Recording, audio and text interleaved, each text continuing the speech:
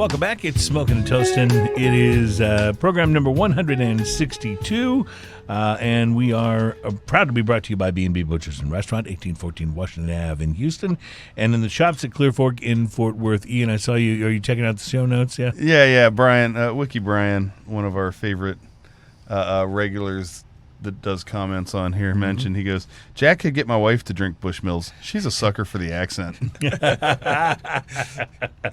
I think it. I think it works.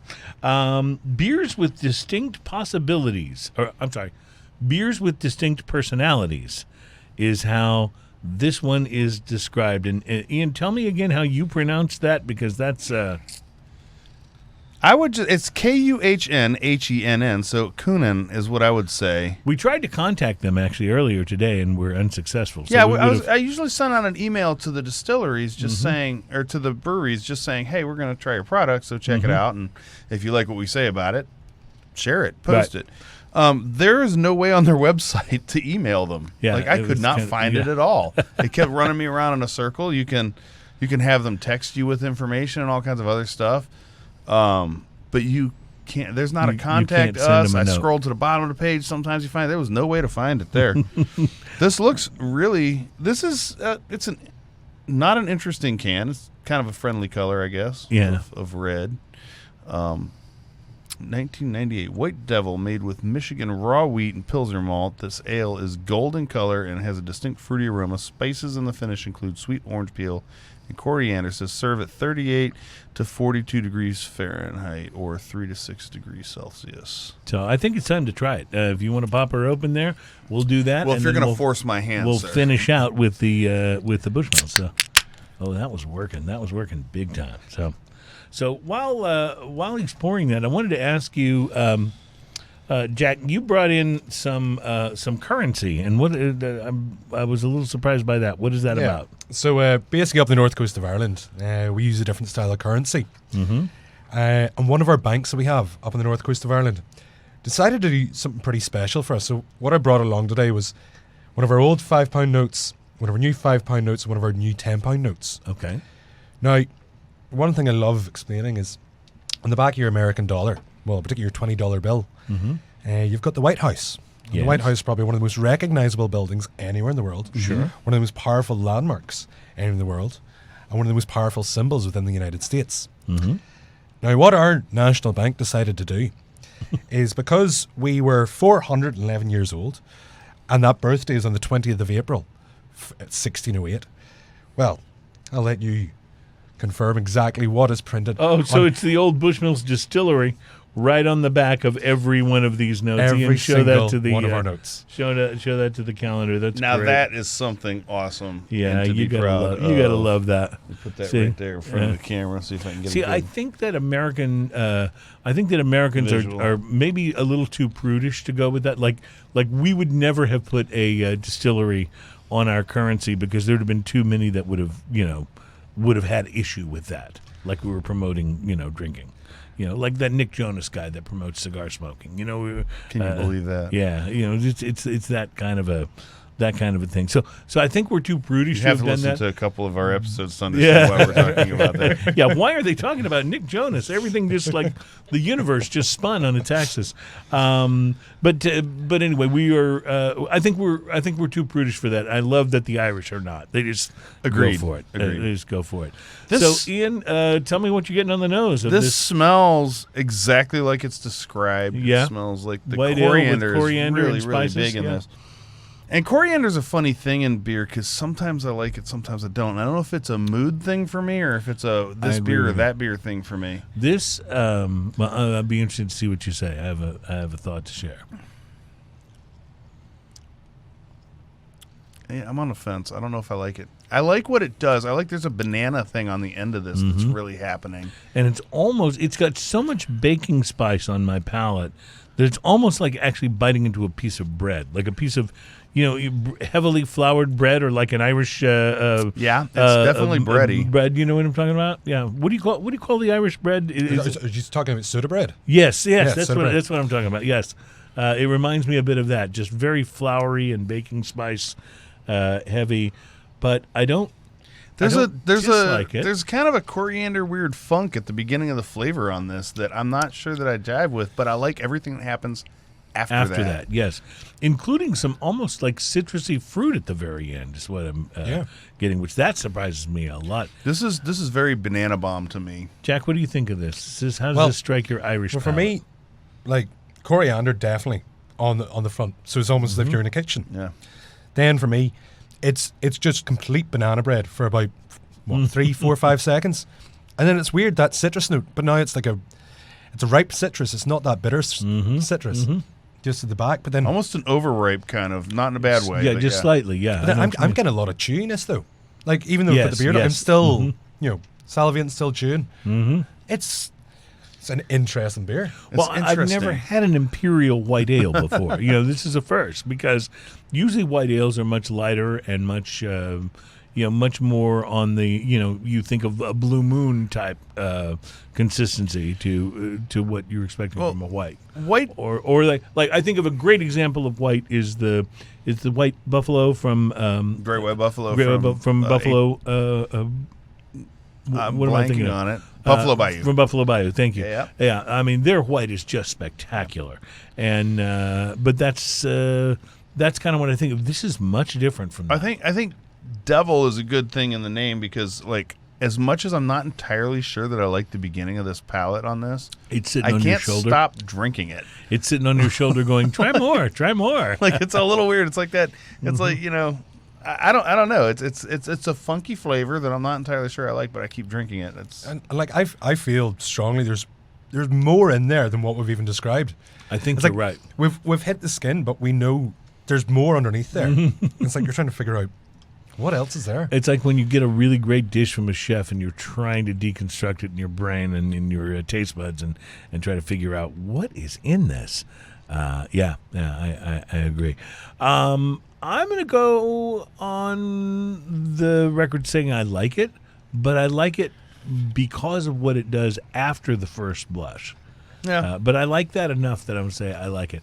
It sends me, as you were saying, back to it, even though I don't like the first flavor quite as much as I like what it does once you've swallowed. Yeah.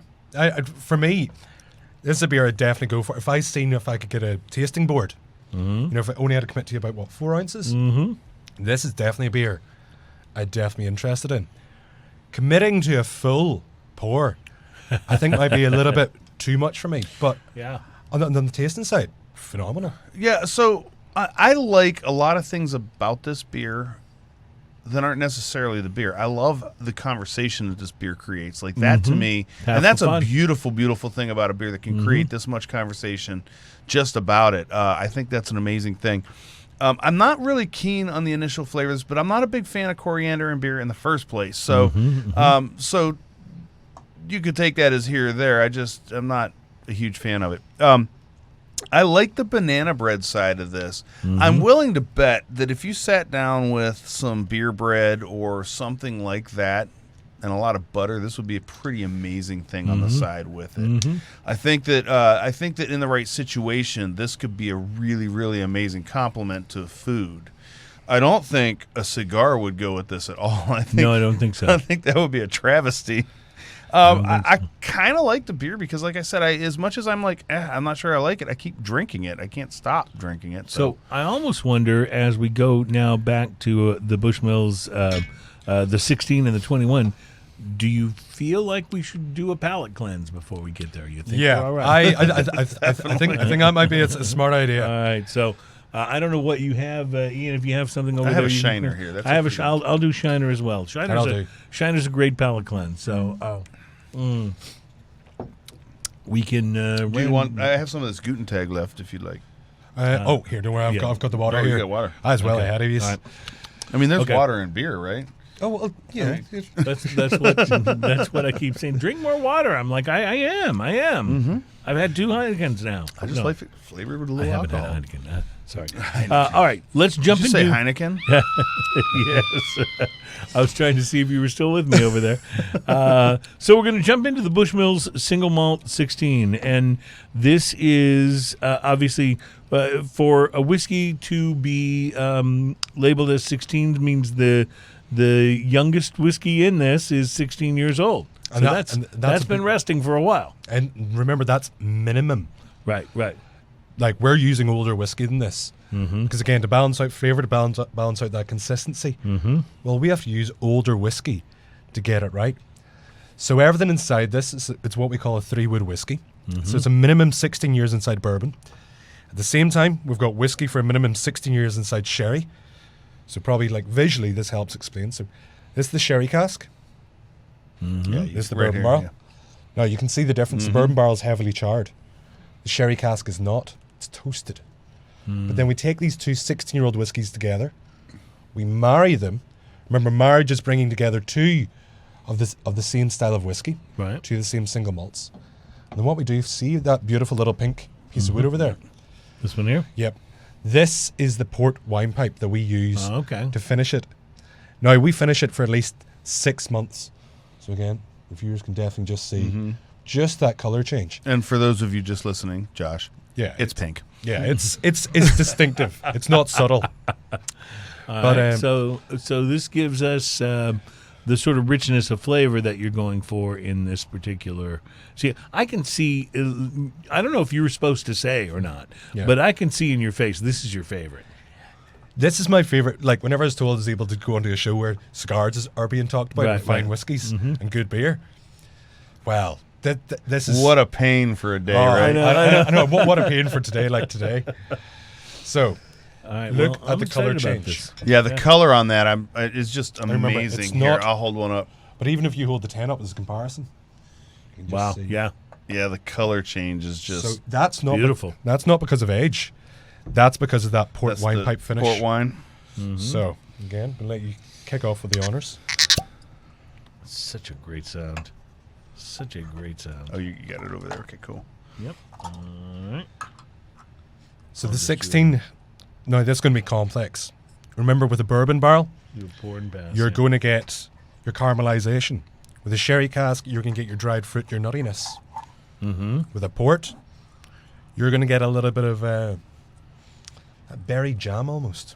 There's a sweetness on the nose to this that we haven't encountered yet, and it's like when you said jam, that kind of jives with what I was brought thinking. it home, didn't it? Yeah. But this has a lot sweeter smell overall than the rest of them, and you can still kind of smell that creamy butteriness in there as well. And wow, look at how it sticks to the glass. Yeah, the legs now. Yeah, So remember, that's got a lot of oil in it. Wow, yes. As we mature, you can even detect the oil on the nose. It's a little bit of that oily consistency. Well, for those of you out there who don't know what we're talking about when we talk about the oily consistency, which is it's kind of a weird word when you're talking about whiskey if you're not into whiskey. But what the oiliness does is when it hits your tongue, it really spreads it across the palate, and it stays in your palate a little longer. So that's one of the things, and it also gives it kind of a silky kind of feel to it as well. I so totally right now want to light up an AJ Fernandez Bella Artez. Oh, that would be nice. Oh, you've had a sip then, have you? Yes, I have. Yes, and it's wonderful. It really is. But you're so right. This, because of, I don't know if it's the sherry, the port. I don't know exactly what it is, but it's there's the marriage of all three. Something that it puts on your palate that just says, "Oh, this would go so nicely with a good, complex, medium, full-bodied cigar." The flavor and the retrohale on this is so incredibly pleasant and complex at the same time. There's so many things going on with it. It's what I call the afterglow, because it's about 20, 30-second delay. Yes. Because you get the body coming into the chest, which is see there, neck and chest, right there. We call that the whiskey hug. Yes, the whiskey hug, and it's awkward. It can get awkward. It can get awkward, yeah. But it's a wonderful thing. This so there's a grapiness in the aftertaste to this that has now just been introduced, and I'm assuming that's that wine cask that makes that big difference. It's really interesting how that comes through, and I'm amazed at how it comes through with all the other things that are happening with this. Yeah, there's a spice kind of thing going on as well that happens. It's the timeline on this when you take a sip is very interesting. Well, it is, because you get and immediately, like off the front, you get a sort of a what I want to say is you get a sort of a whiskey vibe. Yeah. But what I mean is like you're like, oh yes, I'm having a good whiskey, and then here comes the fruitiness and the cask, the flavors that the cask But the fruit imparts. gets darker. It's almost like, when you take you talk about like fresh peaches have a certain vibe and a certain smell and fresh apple and all that stuff, but it's a difference when you put it into a pie and it's warmed up and it's got some of the cinnamon bacon spices and stuff in it. It has a different thing. This has a little bit of that kind of vibe to it as well, like or even a maybe overripeness in a fruit that that the fruit character has changed, but it's still there. This has that vibe that makes me think you'd agree to do things you might not normally do when you were just leaning back and enjoying Hold this. my whiskey, watch Yes, this. right, exactly. That's exactly right. I got an idea. Yeah. What, honey? You want to buy what? Sure, go for it. Do not drink this and shop on the internet. Oh no, that it should come with that warning somewhere. Yeah. Chris is making the face back there. She's like, "Oh, I've been there." Right under 1608. That's what it should say. Do not drink this and shop on the internet. Right. It's like, Government warning. Where did these packages come from? Well, that's spectacular. You can lose yourself in this. It's so complex. Yes, and it has me really wondering then what happens when you go to the 21. So this is where things really change up. So typically a lot of people would agree. It's from anywhere about 18 to 20 years, this is where whiskey changes. So look, with the 16, everything was vibrant. Everything was like straight away. And so many flavors trying to shout to be who's the loudest. You have to look for anything because every flavor is trying to get your attention. Yes, it's all definitely clamoring. Now, let me clarify what he's saying. Up until that 18 you're talking about, 18 years, the whiskey gets smoother, but the flavors are still very prominent. Mm-hmm. So after that, what he's talking about, go ahead. Like things begin to slow down, things become to mellow out, become subtle, become gentle. And the only way to discover into that category of whiskey, into that style of whiskey, into past 18, 20 years, is time. There's nothing else that can speed up or highlight any flavor apart from time. This is the only thing that will let you discover what is happening within there. So, again, I'll let you do the honors. Right. I'll do the cork even, and it is. I like the little scrunchy sounds when you're kind of like that little squeaky. Yeah, these are all sounds that play pleasantly in my mind. Sometimes when I'm trying to go to sleep at night, if I can't instead of counting sheep, fall asleep or don't want to count sheep, I'll just in my mind I'll hear squeaky. It's either the dog finding a dog toy or it's the cork on the thank you, sir, on the Bushmills. So oh wow. There we go. So like this is the nose this is the 21. is so immediately different on this. Yes. It's so immediately buttery. Like the probably the biggest difference between any of our whiskeys is going to be between the 16 and the 21. And it's so interesting because you can make the argument, okay, these are the best that you have, in terms of the amount of time and effort and energy that's been spent in aging them and getting them to where they need to be. And you would expect them to almost be the two that would be the most similar. Yeah. Oh, now you were talking about the legs. Mm-hmm. Well, you should probably do. Oh yeah, you could actually use a spatula to get this off the side of the glass, just about. But it smells so like that buttery creaminess is so there. Like you can smell that all day long. What does it say? Oh, it's the number on the. Yeah. So basically, because we can't dictate how much of our 21-year-old whiskey will meet our standards. Sometimes we bottle a lot. Sometimes we bottle a little. So this is why we actually do bottling years. So it was just actually double checking it because in 2016 I was actually working with the guys who were up in the warehouses. I was in the picking crews working under Helmut Holland, who created the recipe list, and then Alex Thomas in charge of the maturation department, who then tells us what team is going to what warehouse to pick out the barrels. So in 2016 I was involved in the crews that actually put together the 21-year-old. 2018, well, I was in the United States by then. But yeah, I mean, this highlights just how much of a family Bushmills is. It's not down to one person. It's the entire family of Bushmills that makes Bushmills possible. Mm-hmm. I just want to talk about how different this is. First off, butter. Second off, a little salt. And third off, chocolate. Like there is chocolate here. Yes, there is chocolate in the back of this that, like, especially on a retrohale, it's so, and it's kind of somewhat in between malt and chocolate if you know the difference between the two flavors.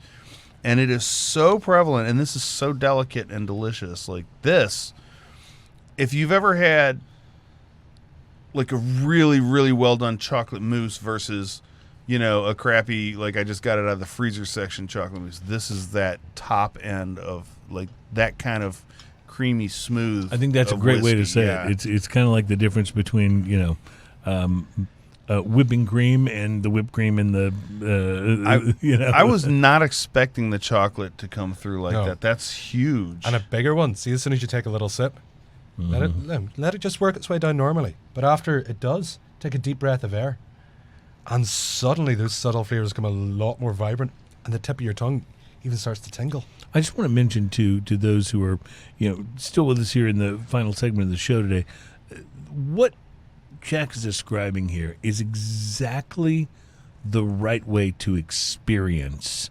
whatever it is, whether it's a great 21-year-old, you know, single malt Irish whiskey, or whether it's a cigar or whatever. When you can find the ability to just kind of sit back, go with it, and let it simmer on your palate, I guess is the best way I can think of to say it. Just let it show itself. This is the joy and the beauty of why we like doing this.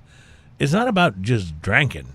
You know what I mean? Mm-hmm. It's about the enjoyment of this experience, and you know, whether it's, you know, tasting the Guten Tag or the white ale, or whether it's getting into some of these expressions that have so much subtlety to them. It's the beautiful moment where you're just kind of letting it wash over you.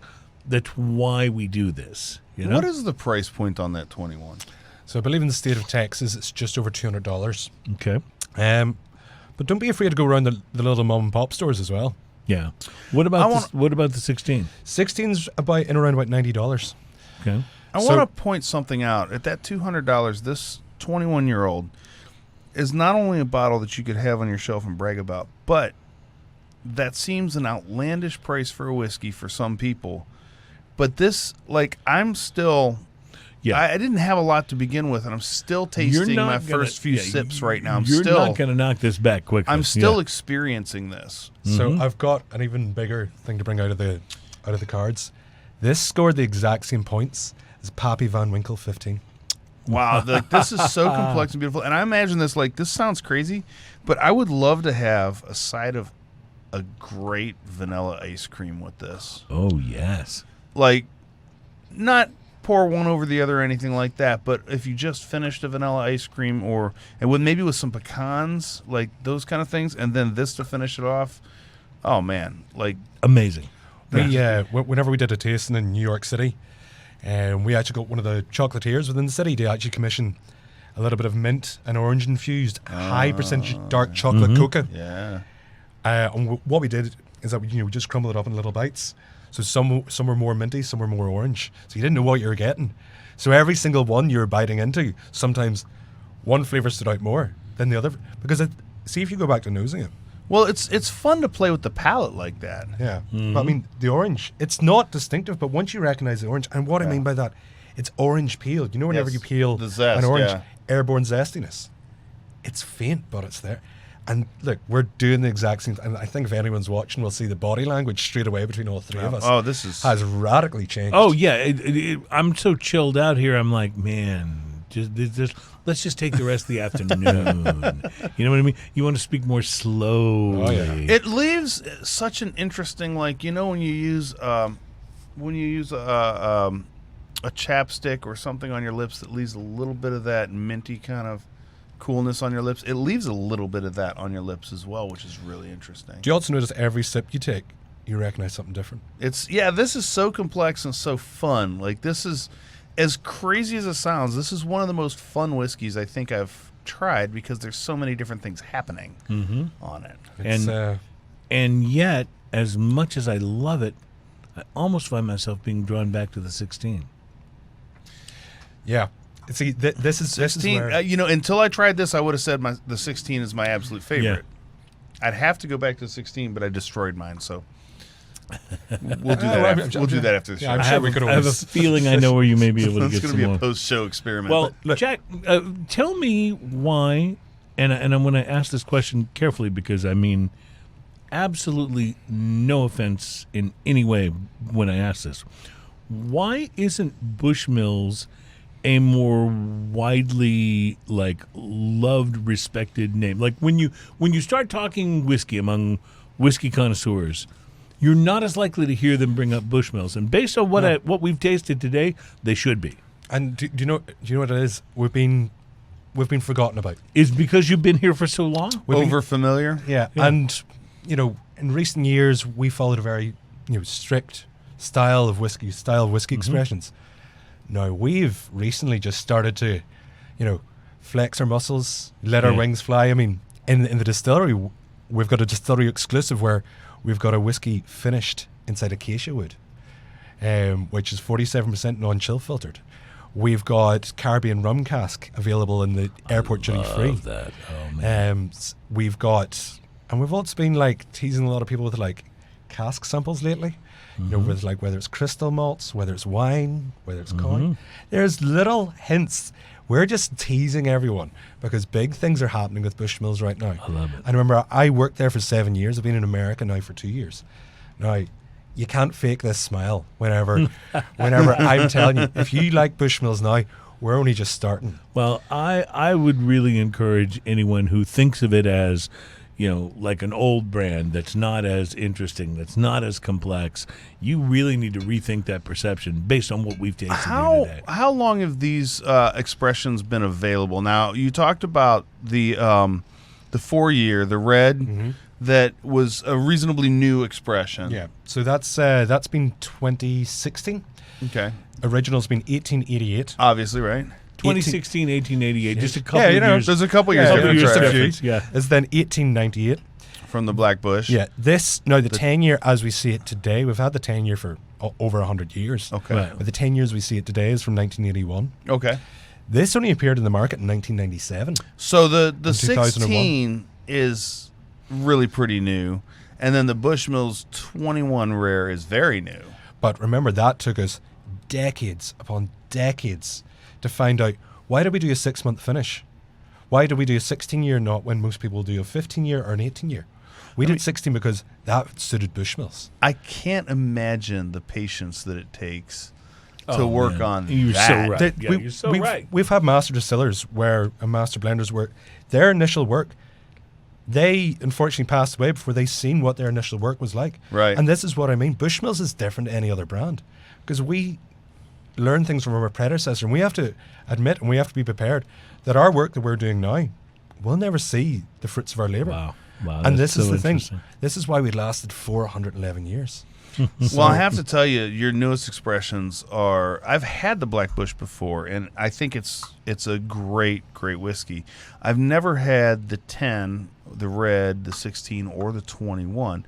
I will tell you, if I had to pick one desert island out of all these, the 16 would probably be my desert island. Although the 21, 21's tough to argue with, though. Yeah. and I'll tell you the biggest reason that I would choose the 16 over 21 is the 16 would stand up to a cigar. Yes. It would stand up to a lot of things, where the 21 is so delicate that you literally just want to sit and even if it's just an internal monologue, you really want to kind of sit down and pontificate on it. Yeah, you'd want to contemplate I don't something. care if anyone's listening. Yeah, I'm you'd just want going to talk about You'd this. want to contemplate something pretty And it's amazing, important. Like, where does your lap go when you stand up? That is true. That is Right? true. That's the kind of thing that you could sit down with a glass of the 21 and think about that for a long time, and come away pretty pleased with yourself for what you had discerned. Well, Jack, I want to thank you so much. Thank Jack you for Ferris that is absurdity, by the way. Yeah, I was like, okay, we better end the show. This has been a great deal of fun. Thank you for bringing such a wide range of expressions. This has been a great deal of fun, and thanks for tasting the beers with us. And I'm a fan. This is terrific. Well, Absolutely. thank you for having me. I mean, guys, it's been a great deal of fun. And I don't think we could have got better weather for being stuck inside. And particularly having the curtains open so we can be a little bit more smug just watching that rain pour down. Absolutely. And about the time we got to the 16, I was like, this is perfect. Yeah, this is just perfect. Well, thank you again for cheers, guys. being on the program. When you are back in the southern area of the U.S., please look us up. We'd love to hang and drink with you.